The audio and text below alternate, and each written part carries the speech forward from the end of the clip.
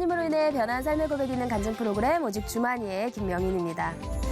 거룩한 시간을 구별해 지키는 것은 하나님이 기뻐하시는 삶의 첫 걸음이라고 합니다. 그런데 살다 보면 정말 다양한 것들에 정신을 빼앗겨 일상에서 고요함을 찾는 것이 참 힘이 든데요. 그럼에도 불구하고 여러분은 조용히 하나님을 만나는 경건의 시간들 갖고 계신가요? 어쩌면 다른 방해 없이 하나님께만 집중하는 이 경건의 시간이야말로 우리가 하나님께 사랑을 표현하는 좋은 방법일지 모른다는 생각이 듭니다. 오늘도 기쁜 마음으로 주님과 함께하는 시간 보내시기를 소망하면서 아름다운 신앙가정 프로그램 오직 주만이 시작하겠습니다. 먼저 이 자리 은혜롭게 채워주신 분들을 소개해드릴게요. 춘천 한마음교회 성도님들이십니다. 반갑습니다.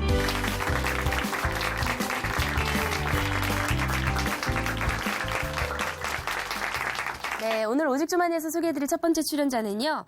가난한 집에서 태어나서 어려서부터 고생을 많이 하셨다고 해요.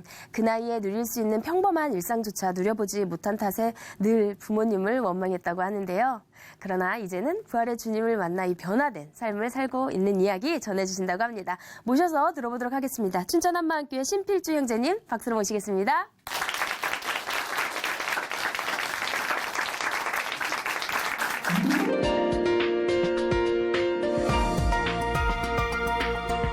안녕하십니까. 춘천 한마음교회 신필주입니다.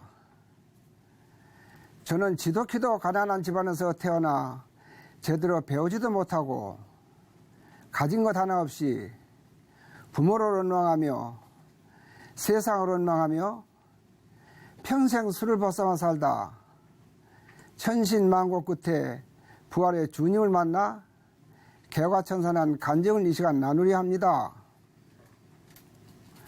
제 나이는 실제로는 74살입니다. 그런데 부모님께서 호적에 늦게 올린 탓으로 호적 나이로는 70살이죠. 당시 대에는 이렇게 호적 나이와 실제 나이가 틀리는 것이 다반사였습니다. 또한 초등학교 입학도 못해 배우지도 못하고 어려서부터 농사일과 막노동으로 잔뼈가 굵었습니다. 공부를 하고 싶었지만 부모님은 저에게 어려서부터 일이 뼈에 배야 한다면서 바닷가에 나가 가재나 잡아오고 산에 가서 나무나 해오라고 늘 호통을 씌웠습니다. 열심히 일해서 때마다 바꿈치 않고 사는 것이 일이다. 그까지 학교를 나면 내가 면장을 할 것이냐 선생을 할 것이냐 하시며 이런 저의 요구는 항상 거절당하기 일쑤였습니다. 그렇게 성장하면서 제 나이 13살 되던 해에 부모님은 야속하게도 저를 동네 부잣집에 머슴살을 보냈습니다. 저는 그 집에서 7년 동안 머슴살을 하면서 힘겨운 일을 하다가 허리를 다쳐 그만 평생 장애를 입었고 1년에 한 번 받는 머슴살의 세경도 제대로 받지 못했어요. 그때 누군가가 옆에서 서울에 가면은 큰 돈을 벌 수 있다고 하기에 그만 그 말에 솔깃하여 저는 모든 것을 버려두고 무작정 상경을 하였죠. 그러나 서울에는 나를 반기는 사람은 하나도 없었습니다. 낯서는 서울거리를 무작정 헤매다 길거리에서 우연히 고향 친구를 만나게 되었어요. 너무나 반가웠었죠. 저는 그때 그 친구의 도움으로 다행스럽게도 철도청 임시직 노동자로 취업을 하게 되었습니다. 하는 일은 매우 힘들었지만 당시 3만 원 받는 월급이 대견서를 썼습니다. 배움도 없었고 배운 길도 딱히 없었기에 주어진 일에 열심을 하다 보니 몇 년 후 정식 직원으로 채용되는 행운도 주어졌습니다. 그러면서 생활이 안정되어지고 어느 지인의 중매로 저는 결혼도 할 수 있었습니다. 그렇다고 저는 큰 돈을 벌어놓은 것이 아니어서 아내도 신혼 초부터 닥치는 대로 막일을 하면서 열심히 돈을 벌었죠.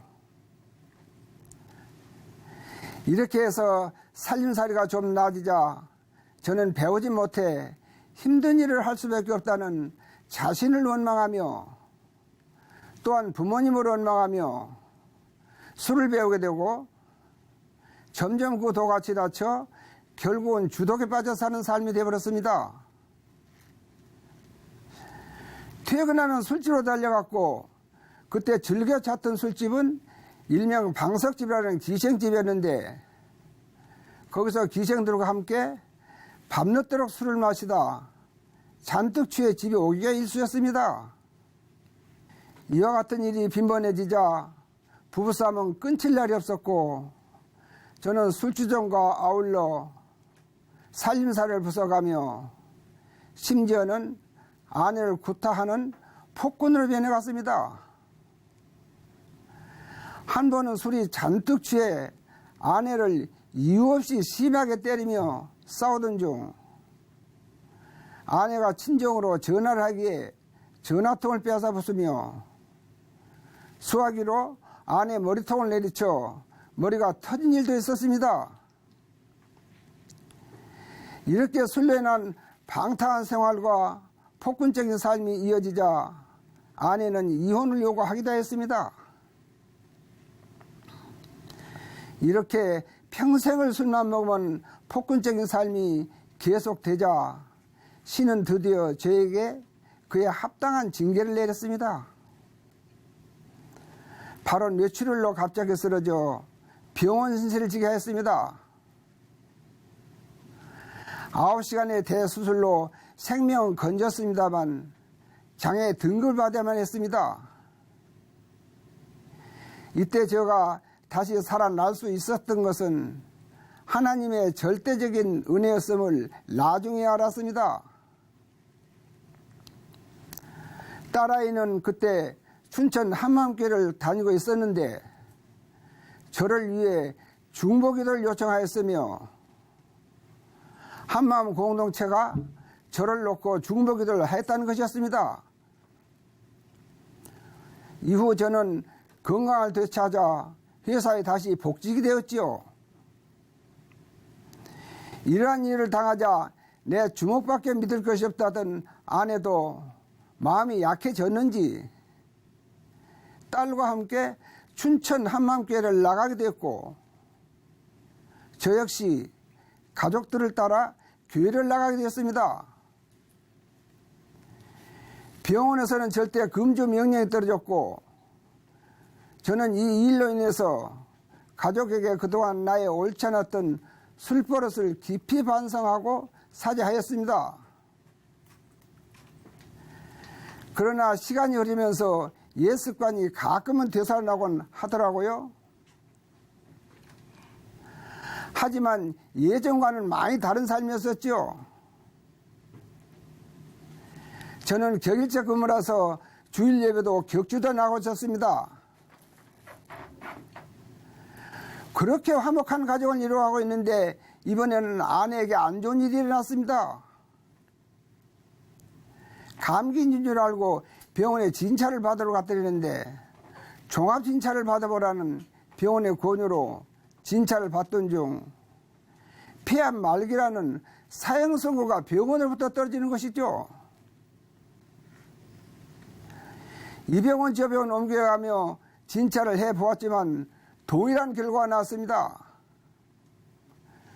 전혀 가능이 없다는 의사의 청천벽력 같은 소리에 저는 너무 낙심이 되어 있었습니다. 그런데 아내는 이미 생을 체념하는 것인지 아니면 천국의 입성을 바라보는 것인지 저와는 정반대로 얼굴 표정이 조금 더 두려움 없이 편안해 보였습니다. 저는 그때 넋을 놓고 아내 얼굴을 쳐다봤습니다. 사형선고가 떨어졌는데 어쩌면 저렇게 태어날 수가 있을까? 어디서 저런 담대함이 오는 것일까? 진짜 하나님께서 함께 하시는 것일까? 하나님께서 저 사람을 정말 지켜주시는 것일까? 하는 여러 가지 생각이 들자 갑자기 온몸에 소름이 돋았습니다.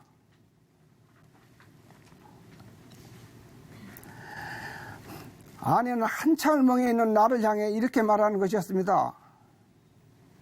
부활하신 예수님께서 나와 함께 하시니 아무 염려 없어요. 당신도 부활하신 예수님을 마음에 주는 영접하길 바래요. 하며 오히려 나를 위로해 주는 것이었습니다. 이러한 아내의 담대함에 저는 놀랐습니다.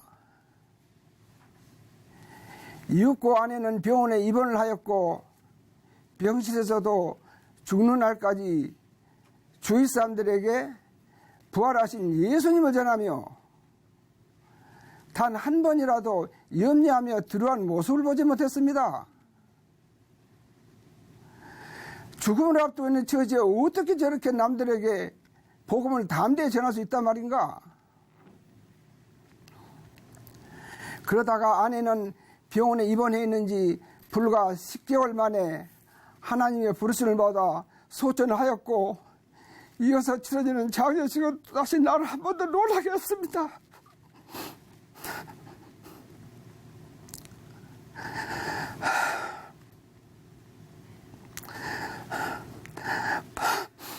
바로 장례 치른 동안의 분위기였습니다. 세상에서 행해지는 조상집이 아니었습니다.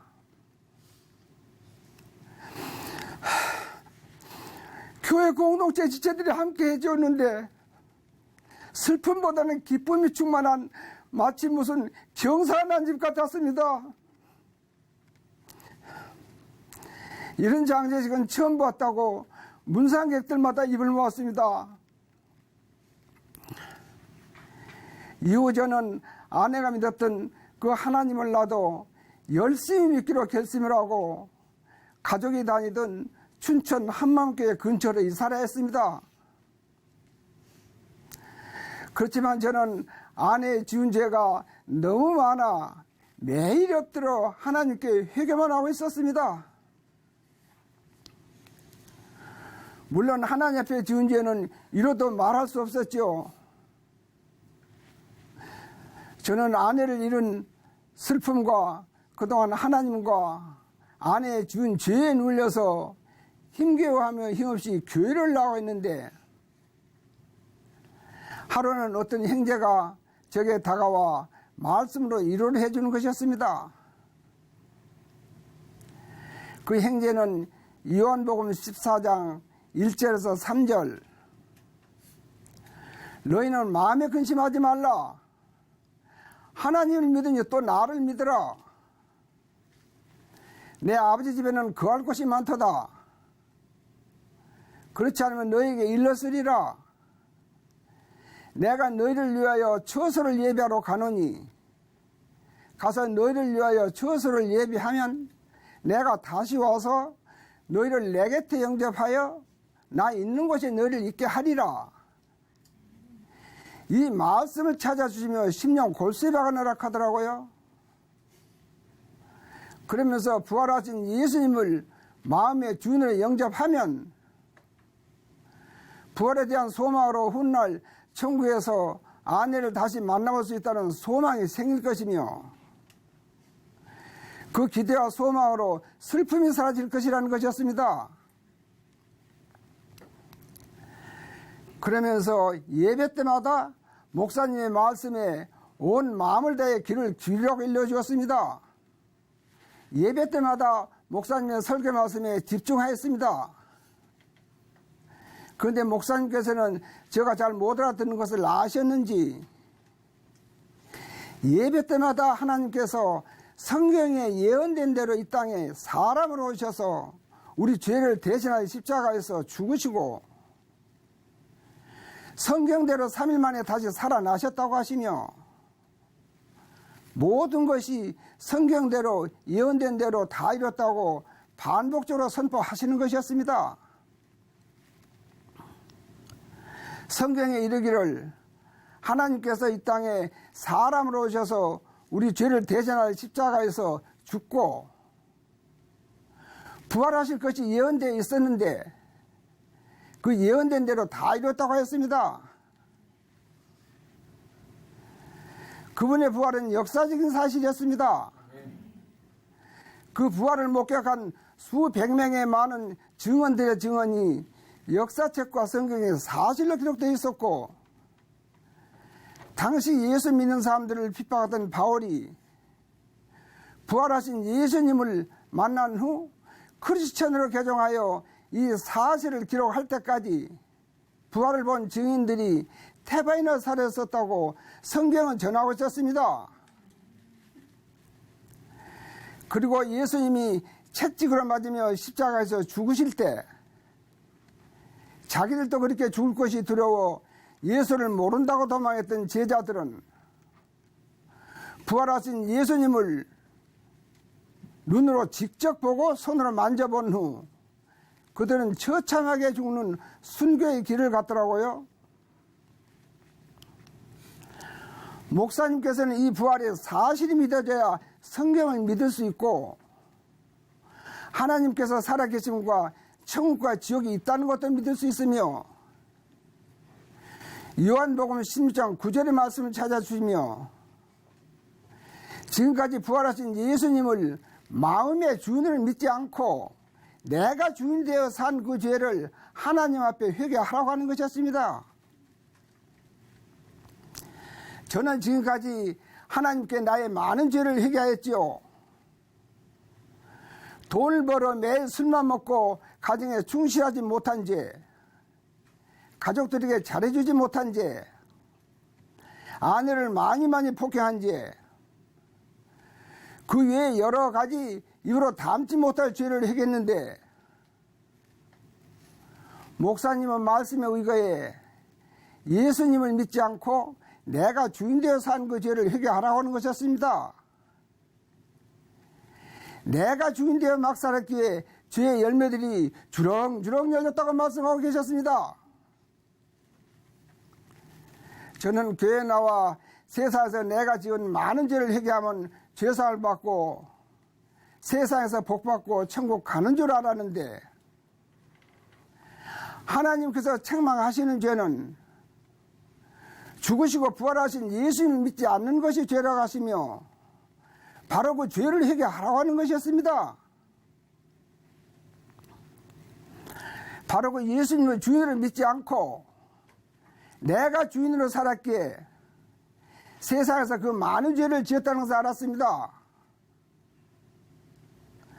저는 이 말씀 앞에 바로 꼬꾸라지며 예수님을 믿지 않는 죄를 하나님 앞에 회개하고 부활하신 예수님을 마음의 주인으로 영접하였습니다.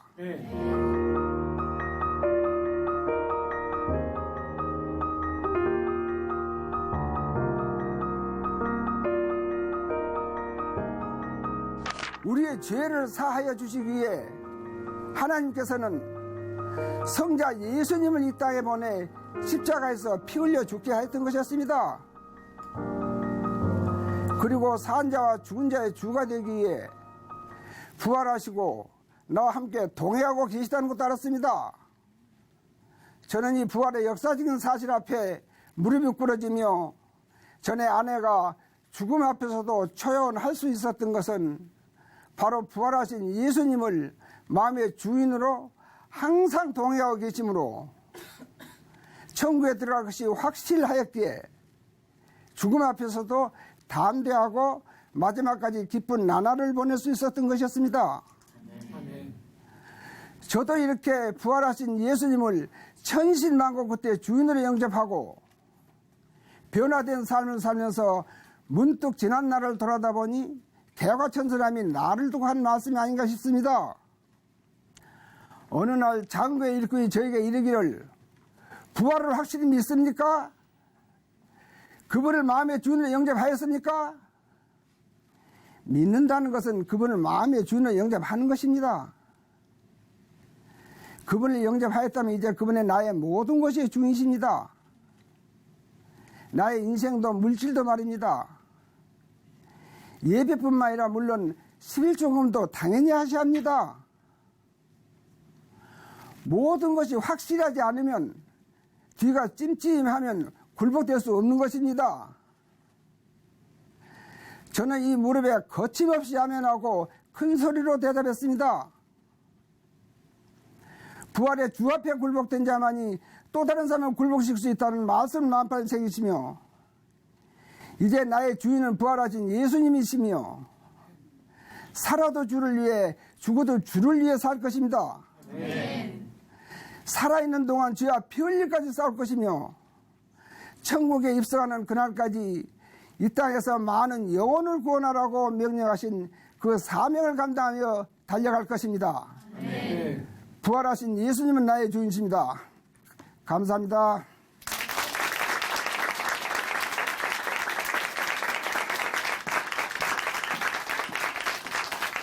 네, 간증 감사합니다. 그동안 살아오신 세월의 무게가 느껴지는 이 말씀을 담담하게 전해주셨는데요.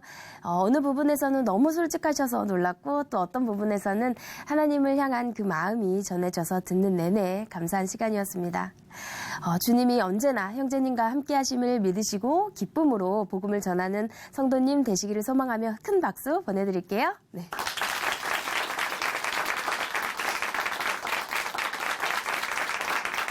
네, 오늘 두 번째 출연자를 소개해드리겠습니다. 이제 나오실 자매님은요, 동화 속의 피노키오처럼 온몸이 뻣뻣하고 또 관절 마디마디가 너무나 아파서 힘든 생활을 하셨다고 합니다. 꿈 많던 여고생에게 생긴 질병으로 인해서 지치고 힘들었던 자매님의 삶에 주님이 함께 하시니 많은 변화가 있었다고 하는데요. 모셔서 더 자세한 이야기 들어보도록 하겠습니다. 춘천 한마음교회 심상희 자매님 박수로 모시겠습니다.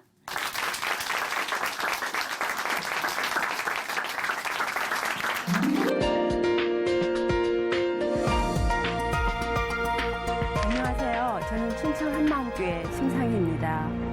저는 타고난 허약 체질인데요.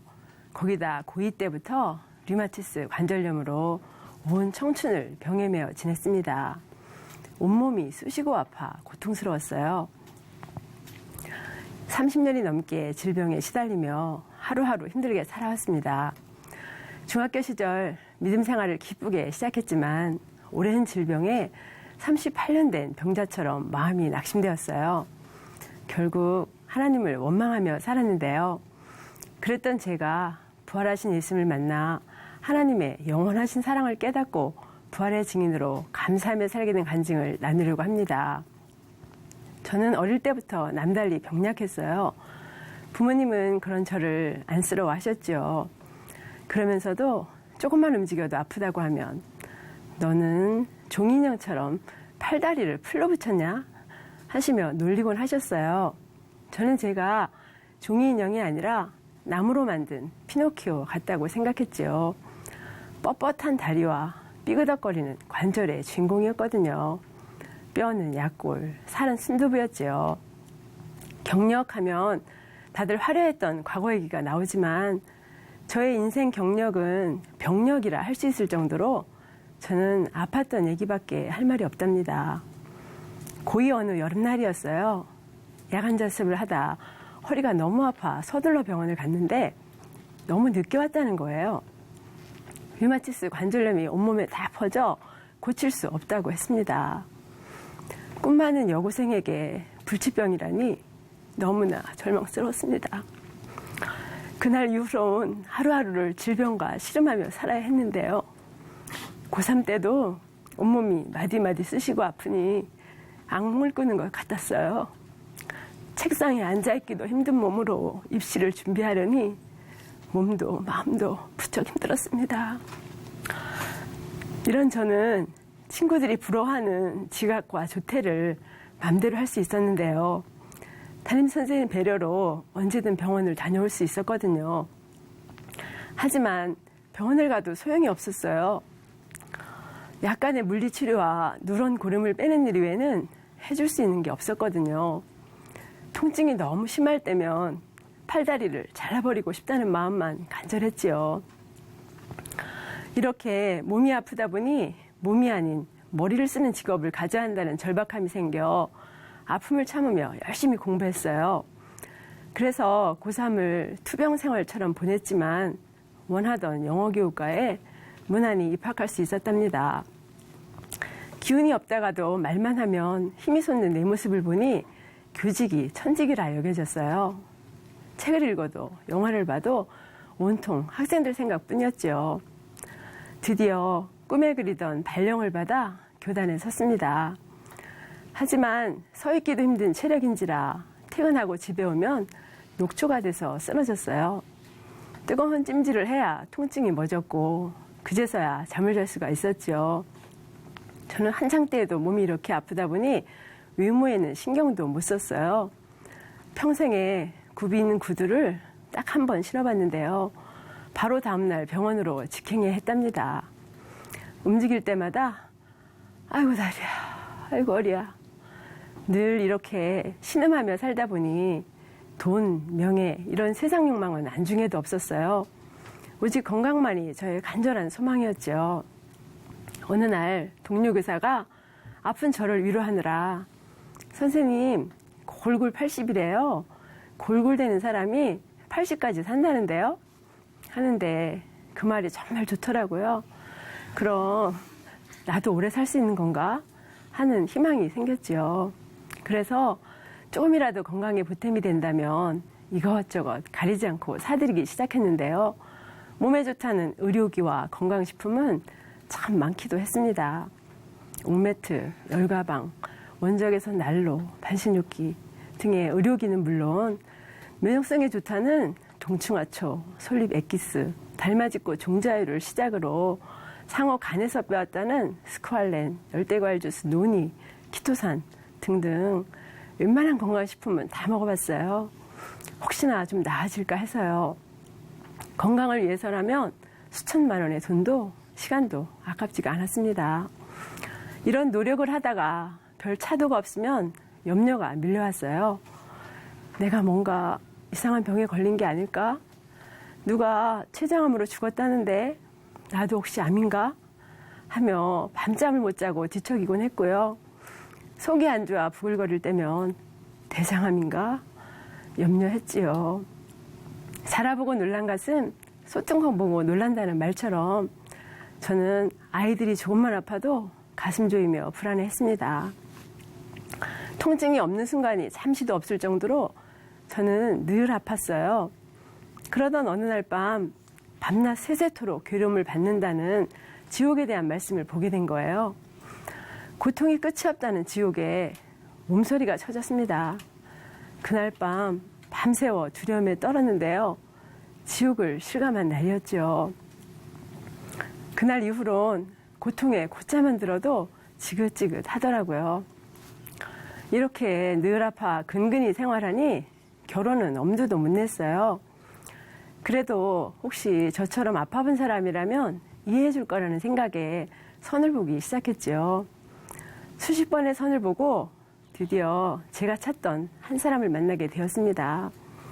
제가 아팠던 얘기를 하니 자기도 청소년기에 아파서 제가 즐겨 들었던 내일은 푸른 하늘이라는 장애인을 위한 방송을 자주 들었다는 거예요.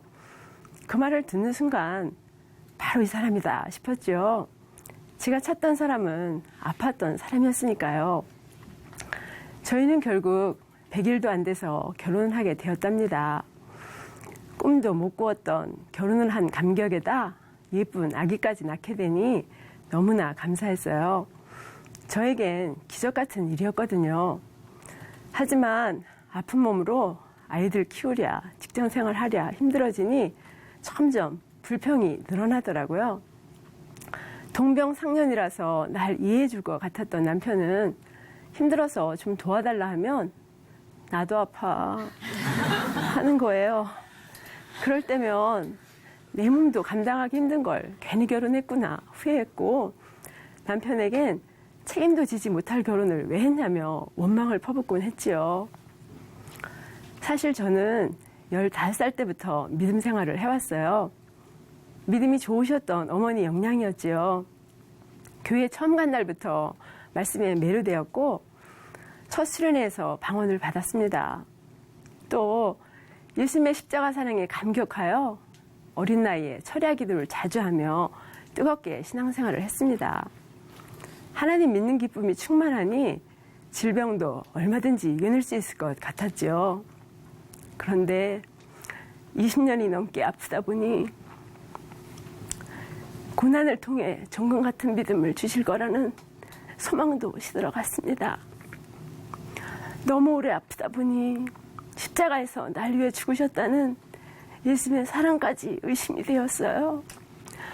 사랑의 하나님이 왜 나를 이렇게 점점 더 힘들게 하시는 건지 이해가 되지 않았습니다.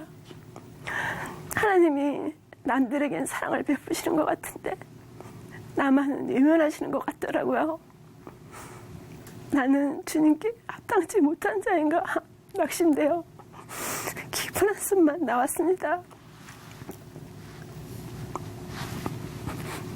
아픈 몸에 마음까지 낙심되니 사는 게 더 힘들어졌어요. 마음의 곤고함을 채우려 공연, 강연을 다 쫓아다녔지만 공연은 볼 때뿐이었고 마음은 점점 불안해지기만 했습니다. 결국 10년의 방황을 접고 대학교 때 만났던 목사님께 찾아오게 되었습니다. 돌아온 탕자처럼 지치고 상한 마음으로 하나님께 엎드렸습니다.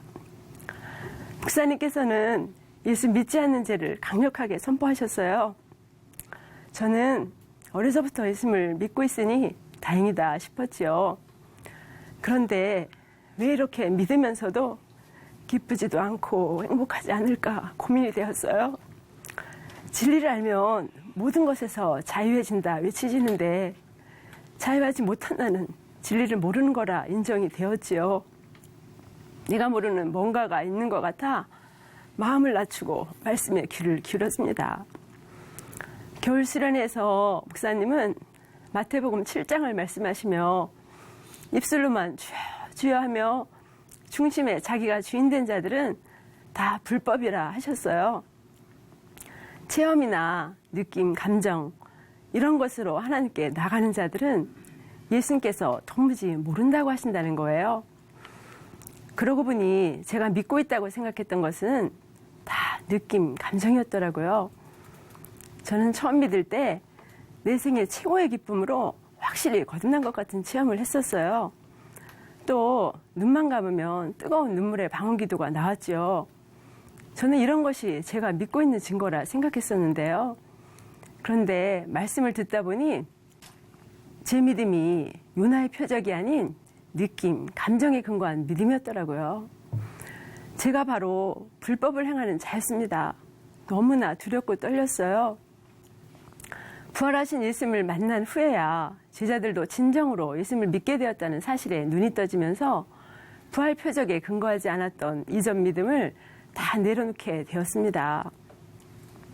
저는 무덤에서 예수님을 찾다 예수님의 시체가 없어져서 울고 있던 여자들처럼 힘없이 돌아가신 예수님만 바라보며 낙심하며 살고 있었던 거예요. 낙심하여 울고 있던 저에게 어찌하여 산 자를 죽은 자 가운데 찾느냐? 내가 찾는 예수는 여기 계시지 않고 살아나셨느니라 하시는데 저의 시선이 부활하신 주님을 바라보게 되었습니다. 예수님은 지금도 살아계신 하나님이셨습니다. 부활하신 예수님을 만나고 보니 예수님이 하신 모든 말씀이 사실이었구나. 정말 천국이 있구나. 확신이 되었어요. 승천하시는 예수님을 바라보던 제자들처럼 저희 눈이 이 땅에서 천국으로 옮겨졌습니다. 예수님은 스데반에게 바울에게 나타나셨던 모습처럼 전능하신 하나님 보좌 우편에 앉으신 성자 하나님이셨습니다. 만물의 주인, 만왕의 왕으로 만물을 통치하고 계신 분이셨어요. 내가 그분의 것임은 너무나 마땅한 것이었습니다. 나의 아픈 몸도 산자와 죽은 자의 주가 되시는 예수님의 것이었어요. 하지만 저는 지금까지 입술로만 주여 주여 하고 있었더라고요. 주님이 말씀하시는 것을 하나도 순종하지 않으면서요. 오히려 내가 주인데요. 왜 나의 병을 고쳐주지 않느냐. 나를 행복하게 해달라 하며 예수님을 종부리듯 대하고 있던 저의 악한 중심을 보게 되었습니다. 부활하신 주님 앞에 서니 내가 주인된 죄는 마귀와 같이 하나님 자리를 차지하려는 무서운 죄였습니다. 저는 부활 사건보다 내 몸을 더 귀하게 여기며 육체와 마음이 원하는 대로 살던 진노의 자녀였어요. 죽기를 무서워하여 일생에 매어 종로를 타는 자였습니다. 저는 예수님께서 내 죄 때문에 채찍에 맞고 피 흘리시며 십자가에서 비참하게 죽으셨는데도 내 몸 하며 내 몸이 우상되어 예수님을 배척하며 살아왔습니다. 하나님을 믿노라 하며 예수님을 십자가에 못 박던 자가 바로 저였습니다. 주님께 등을 돌리고 마귀의 종로로 타다 고통이 끝이 없는 지옥에 떨어질 수밖에 없는 죄인된 나를 살리시기 위해 성자 하나님께서 이 땅에 사람으로 오셔서 피 흘려 죽으심으로 나의 모든 죄값을 갚으셨고 부활하심으로 이미 모든 것을 다 이루어 주신 거였어요. 나를 살리시기 위해 내 대신 전능하신 하나님이 자신의 생명을 버리시다니 감당할 수 없는 사랑이었습니다. 저는 너무 오래 아프다 보니 예수님의 십자가 사랑까지 의심을 했었는데요. 부활이 역사적인 사실이었음이 확증되니 하나님께서 나를 위해 죽어주신 것은 역사적인 사실이었습니다. 부활로 하나님의 사랑이 확증이 되었습니다. 죄인된 나를 영원히 온전케 하시기 위해 자신의 피로 영원한 제사를 드려주신 창세 전부터 변함없으셨던 영원한 하나님의 사랑 앞에 왜 나만 외면하냐 하며 하나님을 원망하며 굳어있던 제 마음은 그대로 녹아내렸습니다. 하나님, 잘못했습니다. 하나님께서 이렇게까지 저를 사랑하셨는데도 그 사랑을 의심하며 믿지 않고 내가 주인 되어 살아온 죄인입니다. 이제 다시는 나를 위해 살지 않겠습니다. 부활하신 예수님은 나의 주, 나의 하나님이십니다.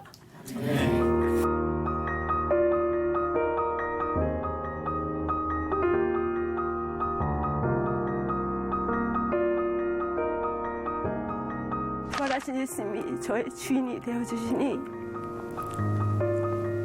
이전엔 읽기도 힘들었던 성경 말씀에 모두 아멘이 되었어요. 저는 푸른 초장이 나오기만을 간절히 고대하며 살아온 인생인데요. 말씀이 다 믿어져서 약속을 누리는 삶, 이것이 바로 푸른 초장이었습니다. 부활로 말씀이 다 믿어지니 진리 안에서 자유가 내 것이 되었습니다. 부활이 역사적인 사실이었음이 확증되니 영원한 제사로 영원히 거룩하게 해주셨음도 확신이 되었어요. 30년 만에 드디어 죄사함의 확신을 갖게 되니 너무나 기뻤습니다. 왜 부활해야 하는지도 선명해졌어요. 부활은 하나님의 사랑의 확증이었고 부활은 하나님의 완벽한 승리였습니다. 부활은 온 인류를 영원히 새로운 피조물로 만들어주신 창세일의 가장 기쁜 소식이었습니다. 저는 이제 더 이상 38년 된 병자가 아닙니다. 예수님께서 채찍에 맞음으로 나음을 입었고 예수님께서 부활하심으로 새 피조물이 되었습니다. 이제 저는 하나님의 자녀, 다 가진 자, 하늘나라의 상속자입니다. 예수님이 저의 주인이 되어주시니 원망과 불평을 일삼던 제가 드디어 범사에 감사하는 자가 되었어요. 이제 저는 아픔만 바라보지 않아요. 언제 어디서나 부활하신 주님과 동행하며 부활이면 충분합니다 고백하며 날마다 감사하며 살고 있습니다. 이렇게 감사하며 살다 보니 어느새 저에게 놀라운 일이 생겼어요. 어느새 제 몸에서 통증이 사라진 거예요. 요즘은 내 생애 최고의 컨디션으로 하루하루를 감격하며 살고 있습니다. 오랫동안 꿈꿔오던 새벽 예배와 만보 걷기가 제 일상이 되었답니다. 저는 아름다운 와이키키 해변보다 더 좋아하는 곳이 숯가마 찜질방이에요. 베데스다 연못처럼 아픈 환자들이 많이 모여있는 그곳에서 지금까지 터득해온 건강 비법을 알려주며 내가 만난 예수님을 전해줍니다. 또 가방 가득 싸들고 다니던 안마기로 주변 사람들을 섬기기도 하지요. 이제는 아플 때도 염려가 없어요. 나의 주인 대신 주님께서 주시는 참된 평강 가운데 살고 있습니다. 저는 진로교사라 행복을 얘기할 때가 많은데요. 그럴 때면 지식도 돈도 명예도 줄 수 없었던 행복을 저에게 주신 예수님께 감사를 드리게 됩니다. 저는 이 땅에서 조금이라도 더 오래 살아보려고 무진 애를 쓰며 살아왔는데요. 예수님이 다시 올라가신 천국이 선명해지니 이 땅에서는 병들어도 예수님을 영접하여 천국에 가는 것이 최고의 축복이더라고요. 저는 이런 확신으로 누굴 만나든 기쁘게 복음을 전하고 있습니다. 아픈 몸만 바라보며 낙심 속에 살던 저를 영원한 천국과 부활에 대한 소망으로 기쁘게 살게 해주신 부활하신 예수님 감사합니다. 죽음을 이기신 승리하신 부활하신 예수님을 기쁘게 증거하며 살겠습니다. 감사합니다.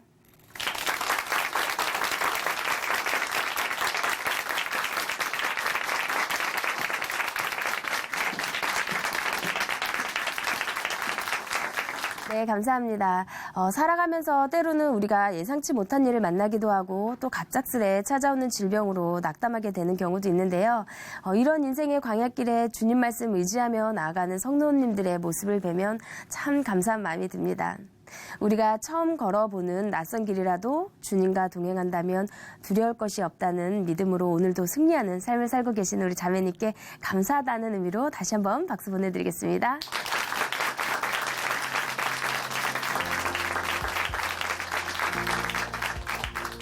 하나님으로 인해 변화된 삶의 고백이 있는 간증 프로그램 오직 주만이 오늘은 여기까지입니다. 지금까지 함께해 주신 분들은 춘천 한마음교회 성도님들이었습니다. 감사드립니다. 저는 다음 시간에 다시 인사드리겠습니다. 오늘 하루도 우리 주인 되신 예수님과 동행하는 멋진 하루 보내세요. 감사합니다.